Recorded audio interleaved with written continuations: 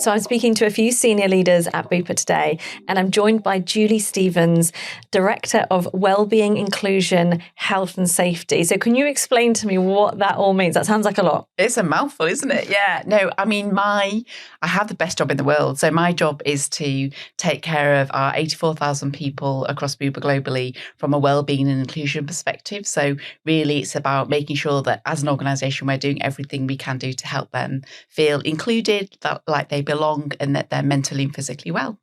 And we're talking a lot today about failure and the role of failure in success and well-being. What does failure mean to you?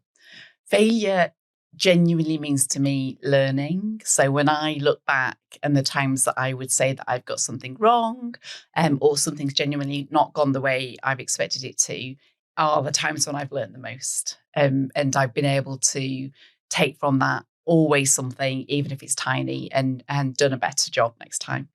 And are there any failures that or setbacks that you've experienced that when you look back on them in hindsight, you wouldn't change them because you've learned so much from them? Definitely. I think one would be, I was probably in one of my first manager roles at work, and I'd kind of been promoted into this job, and I had a preconception of what a manager is and does. And I always remember I had this one occasion when somebody in my team had heard me on the phone to a colleague, somebody that I worked with, and was just having a normal conversation. And I had a one-to-one with her just after this meeting. And she said to me, "We never hear you like that. You're actually quite fun." And I was like, "What?" She said, "Whenever you talk to us, you're very kind of stern and it's like a list of stuff to do." And I just kind of reflected on that and thought, oh my God, you're right. It's like, I feel like I need to affect this manager personality. And she said, it'd be really nice to see more of you. And it was such amazing feedback. At the time, I was like, oh God, I feel sad about that. And I feel sad about that for you as well.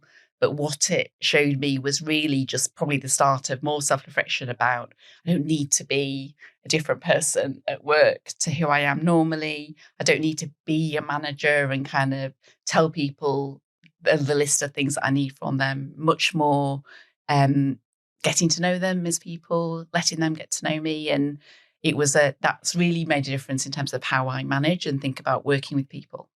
And it's sort of great learning experience, but I imagine in the moment, quite an emotionally painful one to take on board. And how do you manage that when there is some sort of situation like that?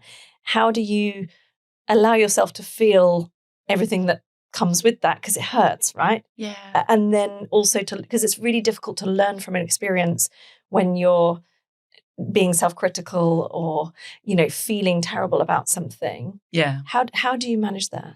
So I think, then 15 years ago would have been, I find it very difficult to deal with, would be kind of probably heavy breathing, would be very stressed about it and kind of didn't really know how to deal with that situation. So probably, I think I finished the one-to-one and then kind of thought about it some more. I think as I've had more of those experiences when I've got something wrong and it feels really awful, or you have some bad feedback, or you just know that it's not gone how you wanted it to, the physical reaction is something that you kind of learn to acknowledge. And I start to say to myself, it's okay. This is something that I can learn from, I'm sure. It doesn't feel like that right now. Yeah. But I know, because I've been through this in the past, that it will do in probably a couple of days, if not hours. There's something really key there, isn't there? That it's okay for it to be painful in the moment and to feel that. The learning doesn't have to happen straight away. The learning happens later. So you can allow yourself to feel disappointed or upset about a failure or a setback. Allow that to settle and then look back and reflect when everything feels calmer and easier, to then look at, okay, what can we learn from this, and then move on. So it doesn't have to be, learned from instantly, because actually it's pretty painful when we fail. Yeah. And I mean, who does? I mean, I'm certainly not that reflective that quickly, to be honest. So I think, I think the self-talk at the time is, it's okay. You're going to feel like this, and that's all right. And it takes actually quite a lot of reflection and thinking through to really get to what can I learn from that? Because again, that doesn't come easily. It can just be, I got it really wrong. I misjudged that.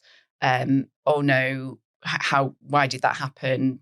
and it takes a while, certainly for me, to kind of get to, well, actually, there are a few things I could have done differently. In that example, I actually think it was just experience of managing, but I've had others where I've reflected and I've gone, do you know what? I didn't do the pre-work on that meeting that didn't go as it was meant to go. I didn't spend as much time as I could do thinking about everybody else's perspective. So I think it's really important to accept things go wrong, but also to be quite humble and thoughtful about, well, what did I get wrong in that situation? Because there's always something to learn.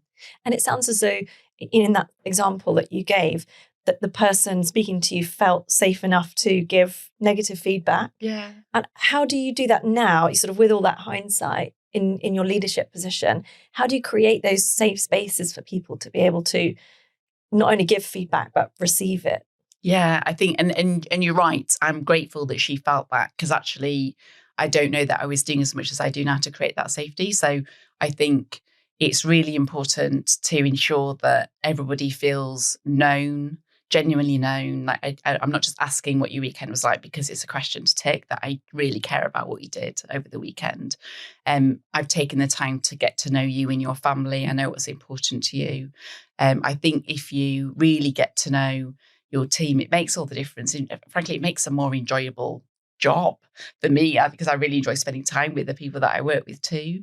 I think you need to know people would be the first thing. And then I think being really open about failures that I've had and mistakes I've made and things that haven't gone as well. When I look to when I've grown the most, it's when I felt safe to make mistakes. So people haven't shied away from telling me that it was a mistake and that it could be better, but they've allowed me to then try again. There's been no kind of long, that was really bad. It's just been, well, what can we do better next time? And it's interesting, isn't it, that the environments that you feel safest in are when you know that your team around you are being honest with you. So when they're able to say, no, that wasn't enough, or that wasn't right, because then you know where you stand, right? You know that no one's lying or not telling the truth to you. Yeah, definitely. And honesty is so important. And I think that is something that I would always say to somebody new that's on my team is, I don't care what it is, whatever it is that's gone wrong or something that you think's going to go wrong, tell me and then we can sort it out together. I'd much rather we were all super honest, and I'll do the same with you. I think being in an HR world, that can be kind of difficult because sometimes you're not able to tell somebody everything that's going on, but you can be as honest as you can be at the point that you can be honest. And I think that's really important to bear in mind. And there's something key in that as well, isn't there? That tell me and we'll get through it together. Yes. I'm on your side. We're in the same company, or we're on the same team, or we're here with the same goals. We'll get through it together. So people aren't sort of left out alone to deal with failure or setbacks. Yeah, definitely. And it's it can be really challenging. So somebody needs to know in the team that if they make a mistake, that I'll be there to back them up.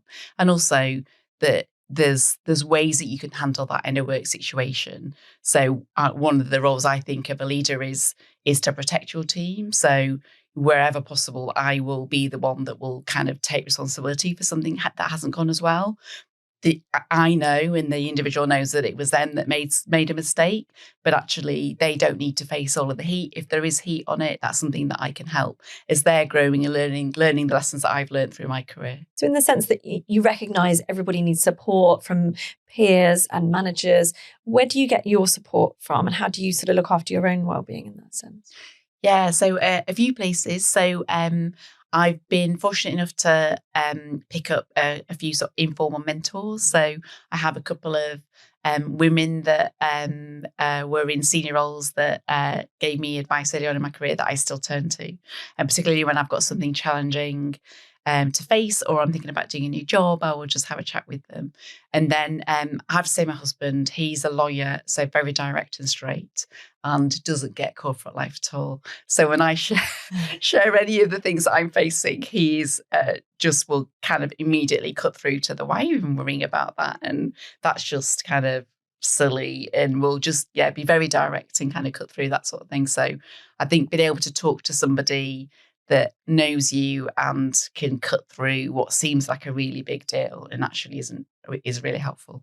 And actually, so it sounds like it can be really helpful to have mentors who understand the business you're in, but also mentors who bring a different perspective so that you can almost check in on your own thought process about something and get a shift of perspective if it's needed. Because sometimes that's the most helpful part of, learning from something like failure that feels huge, but maybe to someone else feels slightly different. Completely agree. And I think the broader that range is, the better. So I spend obviously a lot of time around people that do jobs like I do. So that can be helpful. And the mentor that I have that works in, this kind of a job is really helpful. But it's just as helpful to go down to boot camp on a Saturday and see the group of girls that I do boot camp with, and one of whom is a police officer, one of whom is retired, another is a fitness trainer, and their perspective on what seems like a big deal to me is also really helpful. I mean, to be honest, I probably don't even talk about work. I just might say I've had a bad week and why it was bad, and then it's forgotten within like the first 20 minutes of chatting about it with them.